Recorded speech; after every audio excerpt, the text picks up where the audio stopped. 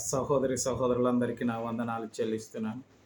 ప్రియులారా, మీరంతా నిబ్బరంగా ధైర్యంగా ఉండాలని ఈ కడవరి దినాలలో అనేకమైనటువంటి భయకంపితమైనటువంటి మాటలు మనం వింటున్నాము. రాజ్యం మీదకి రాజ్యం, యుద్ధాలు, భూకంపాలు, కరువులు, కాటకాలు, అతివృష్టి అనావృష్టిలో మనము ఎంటర్ అయ్యేటువంటి మన దినాలన్నీ ధైర్యంగా దేవుని యందు నమ్మకం ఉంచి ఆయన కృపాసనం దగ్గర ప్రార్థనలతోనూ భక్తి శ్రద్ధలతోనూ మనము ఆయన్ను నమ్ముకొని జీవించడం గాక.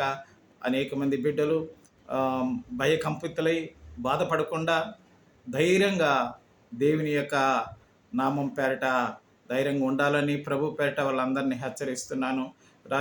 జనం మీదకి జనము, అనేక మంది కుటుంబాలలో అసమాధానం, అనేకమైనటువంటి బలహీనలుగా ఉండడం, ఇవన్నీ పరిపాటిగా మనం చూస్తున్నాం. కాబట్టి దేవుడు వాటన్నిటి నుంచి విడుదల చేసి మనల్ని ఆనందింపచేయును గాక.